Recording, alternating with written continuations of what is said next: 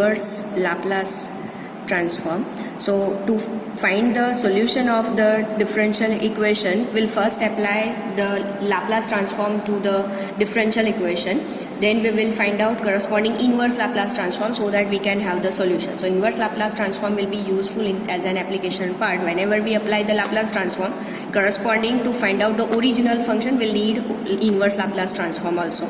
So what is that? Suppose Laplace transform of a function where f we are considering from the 0 to infinity to c is any function, then Laplace transform of f of t we have defined as corresponding f capital F of s. So now inverse Laplace transform means now both the sides, if I apply the corresponding inverse Laplace transform, then this is inverse Laplace transform of f of s. So now this will become an identity function, therefore this is function itself, and inverse Laplace transform is this one. So we wanted to find out the corresponding original function so that its inverse is the corresponding Laplace transform of the inverse. So for example, if I consider the function 1 upon s raised to n, this is the Laplace transform of some function, and we wanted to find out the original function, then what it will be. So first of all, we know that if I consider the Laplace transform of t raised to n minus 1, what it will be? Then it is gamma of n plus 1. For t raised to n, Laplace transform is given by gamma n plus 1 upon s raised to n plus 1. So here we have, instead of n, we have n minus 1. So corresponding gamma n upon s raised to n. And then n plus 1. So n minus 1 plus 1, so only n. So now gamma n, if n is in the set of natural number or union 0, then gamma n is nothing but n minus 1 factorial. So n minus 1 factorial upon s raised to n. So now when I apply the inverse Laplace transform, then I can have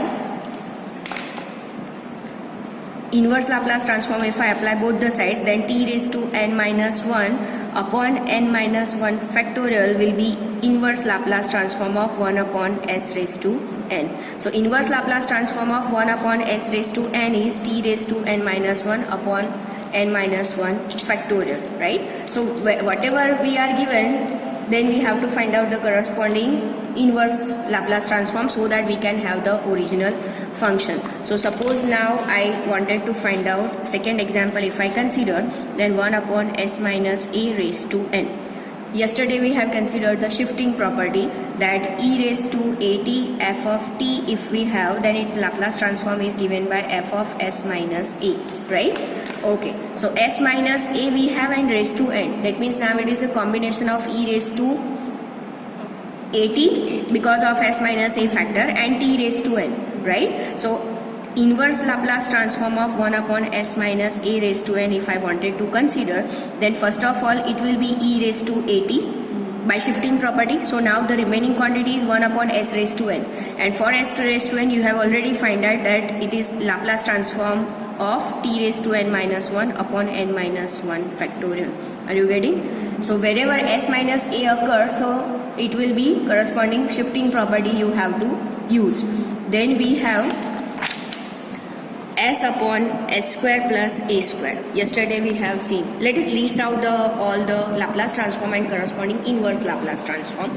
So first of all, let me consider the first function we have considered. Laplace transform of 1 is 1 upon s. Laplace transform of t we have considered, that is 1 upon s square. Laplace transform of t raised to n we have considered, that is gamma n plus 1 upon s raised to n plus 1. Then we have considered Laplace transform of e raised to at, that is 1 upon s minus a. Laplace transform of cos at, that means it will be s upon s square plus a square. Laplace transform of sin at, that it will be a upon s square plus a square. Laplace transform of cos hyperbolic at we have considered, that is it is s upon s square minus a square. And Laplace transform of sin hyperbolic at, that is a upon s square minus a square. That is what the least of the formula. And finally let me consider the e raised to at f of t we are given, that is a shifting property, and capital F is the Laplace transform of small f, then shifting property states that you have to change the corresponding s parameter by s minus a. So now from this one I can say Laplace inverse transform of 1 upon s will be 1, Laplace inverse transform of 1 upon s square will be 2, Laplace inverse transform of, if n is belongs to n in a set of natural number union 0, then it is n factorial upon s raised to n plus 1, then it will be t raised to n. So I can say Laplace inverse transform of s raised to s plus 1 upon s raised to n plus 1 is t raised to n upon n factorial. So constant quantity you can multiply and divide wherever you require. Here Laplace inverse Laplace transform of 1 upon s minus a will be e raised to at, inverse Laplace transform of s upon s square plus a square will be cos at, inverse Laplace transform of, suppose a is not given here, suppose you are directly having s square plus a square, so now you can multiply and divide by the constant quantity. So you can say this is inverse Laplace transform of 1 upon a into sin at. So accordingly you can multiply and divide the constant quantity. Then inverse Laplace transform of s upon s square minus a square will be cos hyperbolic at. Remember, s quantity we must need within the inverse Laplace transform as well as the Laplace transform, so that we cannot change, but corresponding constant quantities you always multiply and divide. Inverse Laplace transform of a upon s square minus a square will be sin hyperbolic at, and here inverse Laplace transform of f of s minus a, the example which we have considered previously, that is with this property that first of all s minus a, then we have to use the shift property, so corresponding function will be e raised to at, and whatever f you have, that is the Laplace transform of f, so corresponding inverse Laplace transform will be this way, right? So all this list can be you have to remember all these formulas. Now if I consider 1 upon s minus a whole square plus b square, and if I say find out inverse Laplace transform of this one, so now you can understand s minus a is there, so it will corresponds to e raised to at first. Now we are done with the s minus a, so now you have the formula 1 upon s square plus b square type. That means we can which function involve this kind of Laplace transform, cos or sine. For the cos we need numerator part as s parameter. Here it will represented by the sine function, so I must have sine bt, but for sine bt I must need here bt, so I have to multiply and divide, so that here b upon s minus a whole square plus b square, so it will be the Laplace transform of sine bt. Because of s minus a, e raised to at, and b required in the numerator, so we multiply and divide so that we can have the inverse Laplace transform. Similarly now you can say s minus a upon s minus a whole square plus b square, if I consider, then the inverse Laplace transform of it will be, first of all s minus a corresponds to e raised to at cos S minus bt, because b occurred over here, b occurred over here, s minus a in the numerator, so cosine function, and b square, so it is bt, right? So let us of course L inverse is also means inverse Laplace transform is also the linear function, that means you can consider it alpha f plus beta g. If you consider where alpha and beta are constant quantities, then it can be separated that it is L inverse of f with alpha plus beta inverse Laplace transform of g. So that is the linear quantity that you can understand, right? Now let us consider the example that find out inverse Laplace transform of s upon s raised to 4 plus s square plus 1. So first of all, this is not in the standard form, so we have to convert this form into the standard form first.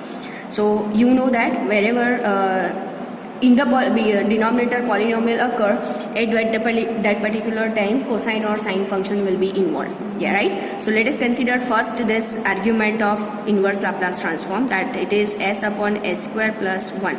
So it will be s raised to 4, so I have to make it first of all the perfect square.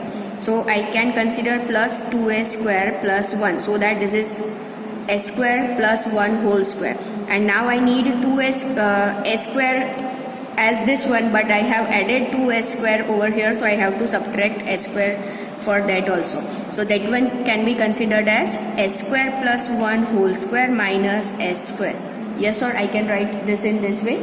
Okay, so that is equal to, now you can factorize this as a square minus b square as a minus b, a plus b. So this is s upon s square plus 1 minus s, a minus b, s square plus 1 plus s, that is a plus b. So now I can consider the corresponding partial fraction, because you don't know any formula of the inverse Laplace transform, so that s square occurred with the two factors in the denominator. So for that we have to consider the partial fraction of this one. So what it will be? Partial fraction is given by, I am directly writing, you can find out the corresponding partial fraction, right? So it is s square minus s plus 1 minus 1 upon s square plus s plus 1. See the simplification, it will be s square plus s plus 1 minus s square plus s minus 1. So minus 1 gets cancelled, s square gets cancelled, 2s upon, so this 2 gets cancelled, and denominator 2 factors will be there. Okay, so now this is not again the perfect square, so that also we have to make the perfect square to have formulas. So 1 upon 2 perfect square, I can make it as s square plus 1 is already there, so let me consider plus 2s plus 1 plus 2 I have added, so minus s. But if I consider the minus s, then what will be the corresponding formula we have to consider? That means s, whatever quantity occur over here with respect to that quantity, we have to make the perfect square. Are you getting this? So s square, this is the middle term of the factor, middle term of the perfect square. That means if I consider is equal to 1 by 2, 1 upon s square minus, can I write it as this form? Minus s as minus 2 into 1 upon 2s. Now this is the middle term, therefore I have to consider plus 1 upon 4, that is the square quantity of this one, and 1 by 4 I have considered, and now the constant quantity is 1, therefore I have to consider plus 3 by 4 to make it 1. Yes or no? Similarly, with the negative sign, 1 upon, this is s square plus 2 into 1 upon 2s plus positive sign s. So I can have plus 1 by 4 plus 3 by 4. Yes or no? So this is the perfect square of s minus 1 upon 2 whole square plus root 3 by 2 whole square, and this is s plus 1 by 2 whole square plus root 3 by 2 whole square. So that I am writing as is equal to 1 by 2 s 1 upon s minus 1 by 2 whole square plus root 3 by 2 whole square minus 1 upon s plus 1 by 2 whole square plus root 3 by 2 whole square. So now you can understand this is with the constant quantity and the standard form occurs, so that we can have the corresponding inverse Laplace transform. So we can say inverse Laplace transform of s upon s raised to 4 plus s square plus 1 will be, inverse Laplace transform is linear function, therefore this quantity I can take outside. Inverse Laplace transform of s minus 1 by 2 whole square plus root 3 by 2 whole square minus 1 by 2 again, inverse Laplace transform of 1 upon s plus 1 by 2 whole square plus root 3 by 2 whole square. Yes or no? Yes. So now 1 by 2 as it is into. Now you can understand 1 upon, this is of the form s square plus a square, 1 upon s square plus a square. Yes or no? So this will be corresponds to sine function. Also s minus 1 by 2 occur over here, that means by shifting property e raised to 1 by 2t will be the corresponding first function. Into to have the sine function as the Laplace transform, I must need here root 3 by 2 in the numerator, so I will divide it by root 3 by 2 so that I can have in the numerator also root 3 by 2. Then corresponding inverse Laplace transform will be sine root 3 by 2t. Yes or no?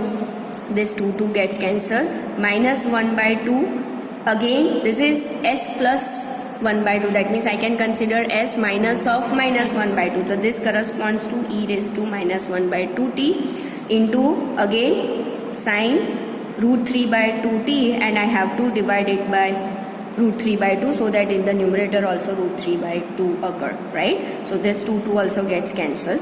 So now I can say this is of the form what you can say 1 upon root 3 e raised to sine root 3 by 2 also I can consider common because it is common for both the terms. So now the remaining quantity is e raised to 1 by 2t minus e raised to minus 1 by 2t, and if I multiply and divide by 2, then 2 upon root 3 sine root 3 by 2t, and this is nothing but sine hyperbolic t by 2. So this is the corresponding inverse Laplace transform. So how we have to arrange to get certain formulas that you can understand, right? Next is the example.